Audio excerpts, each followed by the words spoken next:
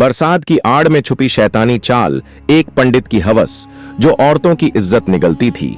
एक ऐसी कहानी जिसे सुनकर आपके पैरों तले जमीन निकल जाएगी, जो आपकी रूह को झंझोड़ देगी और दिल को दहला देगी। गांव के किनारे एक पुराने मंदिर के पास एक छोटा सा कमरा था। यह कमरा पंडित गणेश प्रसाद का ठिकाना था। गणेश प्रसाद की उम्र 70-75 साल के करीब थी, लेकिन उसकी आंखों में अजीब सी चमक और बातों में ऐसी मिठास थी कि लोग उसकी तरफ खींचे चले आते। गांव वाले उसे नीक दिल और आलम फाजिल मानते थे। वह औरतों को प्रसाद देता और कहता, आपके दुख और परेशानियां दूर हो जाएंगी। लेकिन यह प्रसाद महज एक बहाना था। गणेश प्रसाद औरतों के जज्बात से खेलता, उनकी कमजोरियों को समझता और उनकी इज्जत को दांव पर लगाता। वह इतना चालाक था कि कोई उस पर उंगली ना उठा सकता।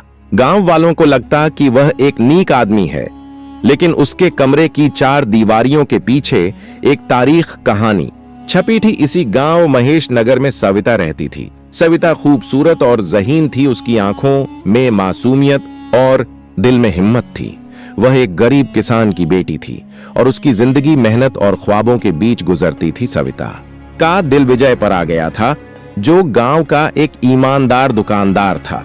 विजय की दुकान गांव के बीच में थी, जहां वह छोटी मोटी चीजें बेचता था। उसकी सादगी और मेहनत ने गांव वालों का दिल जीता था। सविता और विजय की मोहब्बत छुपकर परवान चढ़ रही थी। वह कभी खेतों के किनारे, कभी गांव के पुराने बरगद के पेड़ के नीचे मुलाकात करते। लेकिन सविता के वालिद मनोहर लाल इस रिश्ते के खिलाफ थे। वह चाहते थे कि सविता की शादी किसी अमीर घराने में होता कि उनका खानदान गरीबी से निकल सके। एक दिन सविता की मां लक्ष्मी ने उससे कहा, बेटी, पंडित गणेश प्रसाद के पास जा, उसका प्रसाद जादुई है। अगर तू उसे अपना दुख बताएगी तो वह तेरे लिए विजय से शादी का रास्ता निकाल देगा। सविता को यह बात अजीब लगी। उसे पंडित गणेश प्रसाद पर भरोसा नहीं था। गांव में चुपके चुपके अफवाहें थीं कि उसकी नीयत साफ नहीं। कुछ औरतें उसके पास गई थीं और वापस आने के बाद उनके चेहरों पर अजीब सी खामोशी छा जाती थी, लेकिन कोई खुलकर न बोलता। फिर भी लक्ष्मी की जिद के आगे सविता को झुकना पड़ा। बरसात के एक दिन सविता मंदिर की तरफ चली। उसने नीली साड़ी पहनी थी, जो उसकी खूबसूरती को और निखार रही थी। बरसात की बूंदें उसके चेहरे पर गिर रही थी और उसका दिल धक धक कर रहा था। मंदिर के पास गणेश प्रसाद अपने कमरे में बैठा था। उसने सविता को देखते ही मुस्कुराकर इस्तकबाल किया। आओ बेटी, क्या परेशानी है? उसकी आवाज में अजीब सी मिठास थी। सविता ने हिचकिचाते हुए अपनी कहानी सुनाई। उसने बताया कि वह विजय से मोहब्बत करती है, लेकिन उसके वालिद इस रिश्ते के खिलाफ हैं। गणेश प्रसाद ने सर हिलाया और कहा, यह तो बहुत छोटी सी बात है सविता। मेरा प्रसाद तेरी जिंदगी बदल देगा, ये ले, और इसके लिए तुझे मेरी बात माननी होगी। उसने सविता को प्रसाद दिया और कहा, आपके दुख और परेशानियां दूर हो जाएंगी, लेकिन इसके जैसे खास पूजा रात को अकेले करनी होगी। तुम किसी को ना बताना। सविता का दिल धक धक करने लगा। उसे गणेश प्रसाद की नीयत पर शक हुआ। उसने पूछा, क्या यह पूजा दिन में नहीं हो सकती? गणेश प्रसाद ने हंसते हुए कहा, बेटी, जादू रात को ही होता है। तुम फिक्र ना करो, मैं तेरा भला ही चाहता। हम सविता घर वापस आए, लेकिन उसका दिल बेचैन था। उसने विजय को बरगद के पेड़ के नीचे मुलाकात की और सारी बात बताई। विजय गुस्से से भर गया। उसने कहा, सविता, यह पंडित कोई अच्छा आदमी नहीं। गांव में उसके बारे में बातें चलती हैं। तुम उसके पास वापस नहीं जाओगी। लेकिन सविता ने कहा, विजय, अगर हम उसे बेनकाब ना करेंगे तो वह औरतों को अपनी चालों में फंसाता रहेगा। मुझे एक मंसूबा बनाना होगा। सविता ने विजय के साथ मिलकर एक मंसूबा बनाया। वह रात को गणेश प्रसाद के पास जाने वाली थी, लेकिन इस बार वह अकेली नहीं थी। विजय, गांव का पंच कृष्णा और उसका दोस्त अर्जुन छुपकर उसकी हिफाजत के लिए मौजूद थे। रात हुई। सविता ने अपनी मां से छुपकर मंदिर की तरफ कदम बढ़ाए। बरसात अब भी जारी थी और उसका दुपट्टा भीग चुका था। गणेश प्रसाद अपने कमरे में बैठा उसका इंतजार कर रहा था। उसने सविता को देखकर मुस्कुराते हुए कहा, आओ सविता, आज तेरी मोहब्बत का ख्वाब सच होगा। उसने पूजा शुरू की और प्रसाद दिया, कहते हुए, आपके दुख और परेशानियां दूर हो जाएंगी। लेकिन उसकी नजरें सविता पर टिकी थीं। जैसे कि वह सविता के करीब आया और उसका हाथ पकड़ने की कोशिश की। सविता ने जोर से चिल्लाया, यह क्या कर रहे? हो पंडित जी, उसी लम्हे विजय। कृष्णा और अर्जुन कमरे में दाखिल हुए। गणेश प्रसाद घबरा गया। उसने भागने की कोशिश की, लेकिन गांव वालों ने उसे पकड़ लिया। सविता निस्बा को गणेश प्रसाद की असलियत बताई कि वह प्रसाद के बहाने पूरतों को धोखा देता था। गांव वालों ने उसे सजा दी और गांव से निकाल दिया। सविता की हिम्मत की कहानी गांव में मशहूर हो गई। सविता के वालिद मनोहर लाल ने भी विजय से उसकी शादी कबूल कर ली। 1 साल बाद सविता और विजय की शादी हुई। शादी के दिन विजय ने सविता के हाथ में एक चांदी का कंगन पहनाया, जो मोहब्बत का बंधन था, ना कि किसी पंडित की चालाकी का। सविता ने घर संभाला और गांव की औरतों को सिलाई और कढ़ाई सिखाने लगी। विजय ने अपनी दुकान को बढ़ाया और दोनों की मोहब्बत हर रोज गहरी होती गई। लेकिन गणेश प्रसाद की कहानी खत्म ना हुई। उसके दिल में बदले की आग सुलग रही थी। वह गांव से निकल गया, लेकिन उसने अहद किया कि वह सविता और गांव वालों से हिसाब चुगता करेगा। 1 साल बाद गांव में एक नई अफवाह फैली। एक नया पंडित शंकरदास गांव के करीब एक छोटे से आश्रम में रहने आया। उसकी उम्र भी 75 साल थी, लेकिन उसका चेहरा पुरकशिश था।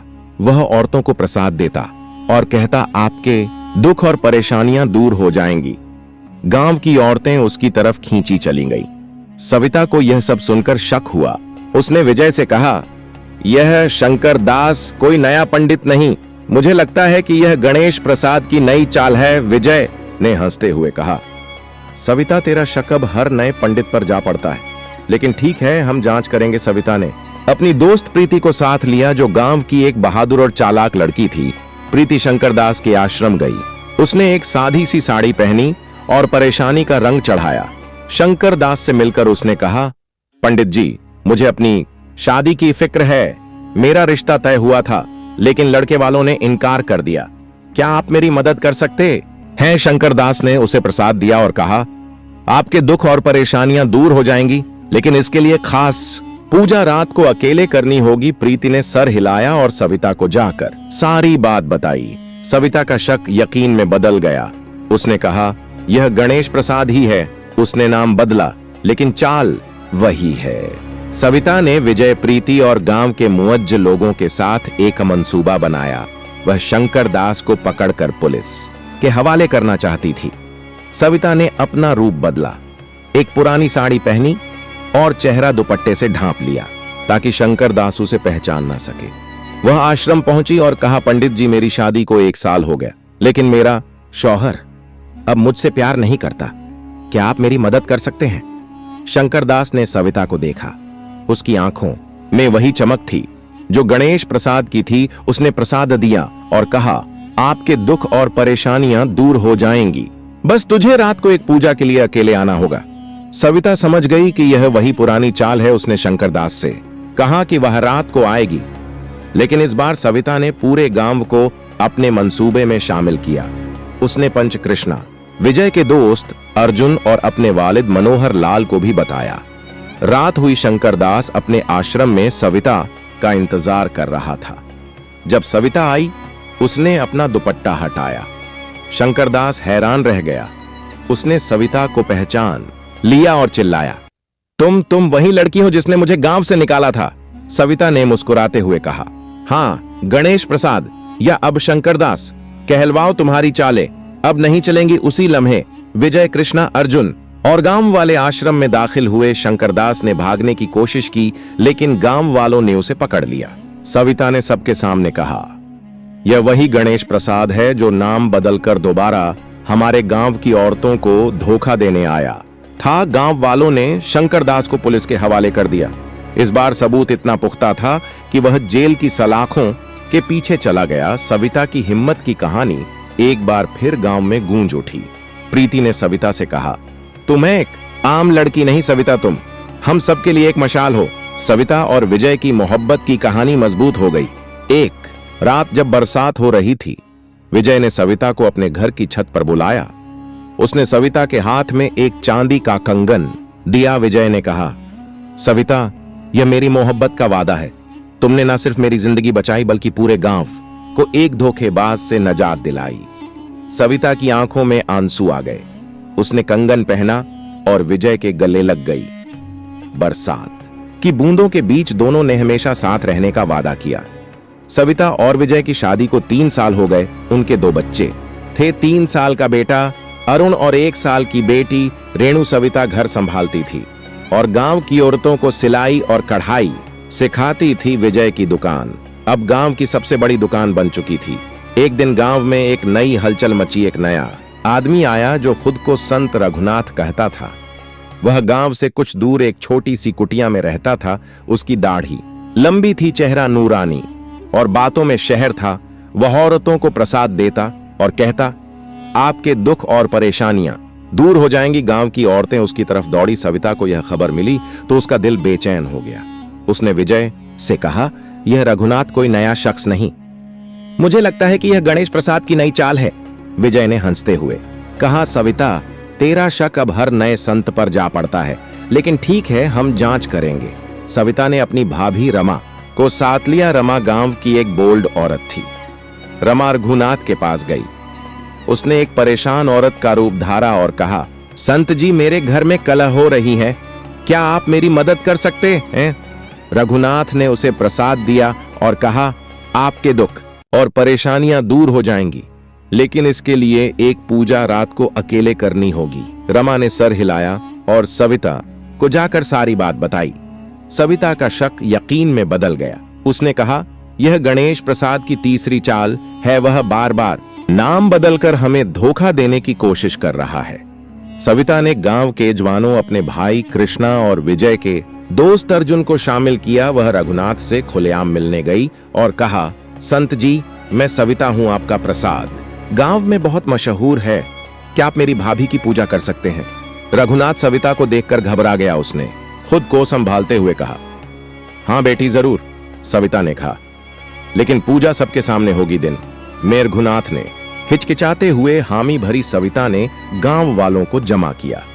दिन के वक्त जब पूजा शुरू हुई, रघुनाथ मंत्र पढ़ रहा था, लेकिन उसकी नजरें सविता पर जा रही थीं। अचानक सविता ने बुलंद आवाज में कहा, रघुनाथ या कहूं गणेश प्रसाद, तुम्हारी यह तीसरी चाल भी नाकाम हो गई। सविता ने रघुनाथ की दाढ़ी खींची और वह नकली निकली। नीचे से गणेश प्रसाद का चेहरा सामने आया। गांव वालों ने गुस्से में उसे घेर लिया।